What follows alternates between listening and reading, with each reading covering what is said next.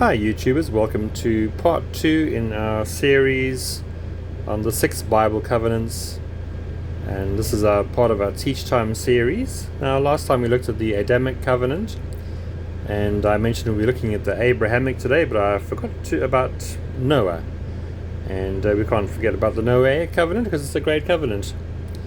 So let's jump in. So you'll read about that covenant through in Genesis 6 to 9, especially chapters 8 and 9. 6 and 7 really set the context. So this is a special kind of covenant, and my favorite kind. It's called an unconditional covenant.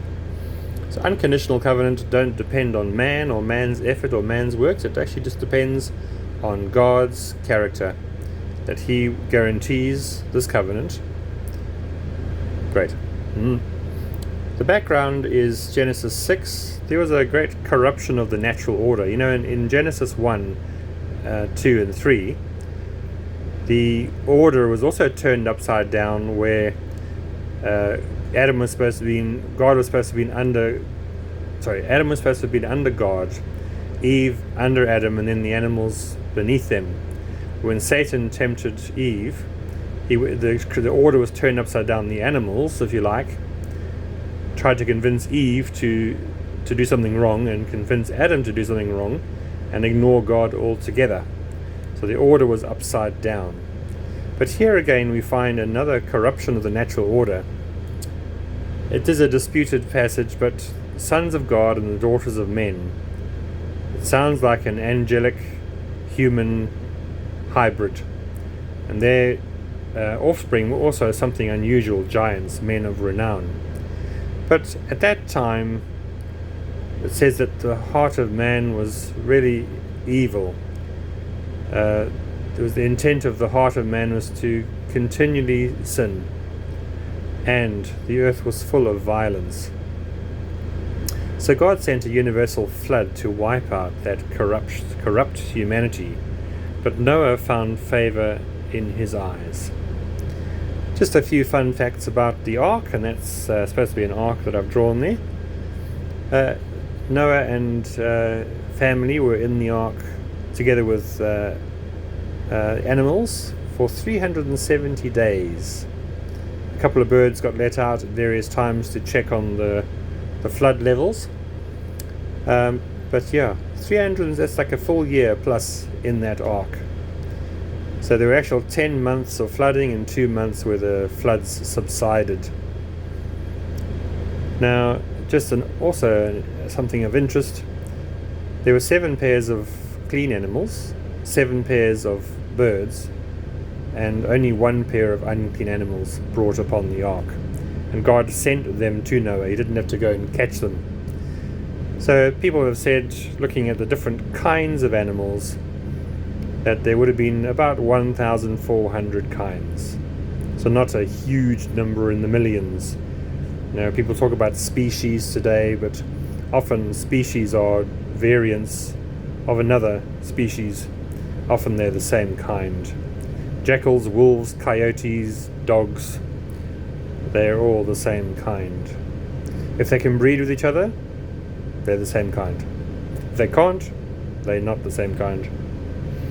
Right, so there were 8 humans on board: Noah, Shem, Ham, and Japheth, the sons, and all of their wives. 8 in all. A new beginning. Many people say that 8 is the number of a new beginning. The terms of the covenant, well, it was between God and all living creatures that existed on the earth after the flood. And God said He would never again curse the ground because of man's sin. He would never destroy every living thing again by a universal flood. And that things like planting and harvesting, day and night, the 4 seasons, those things would continue for as long as the earth endures. Also, before the Noahic covenant, mankind was given plants to eat, plants and fruits. They were vegetarian, or were supposed to have been. But after the flood, I guess maybe food was a bit more scarce.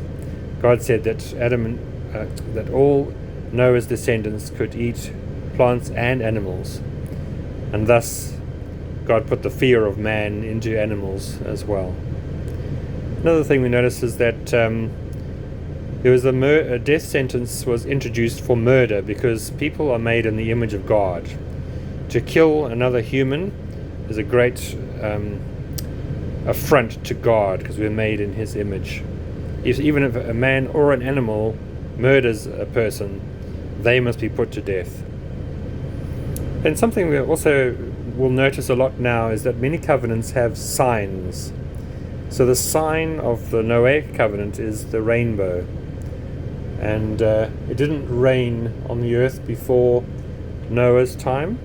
There was a mist that was came upon the ground, and also probably underground water came up to water the earth.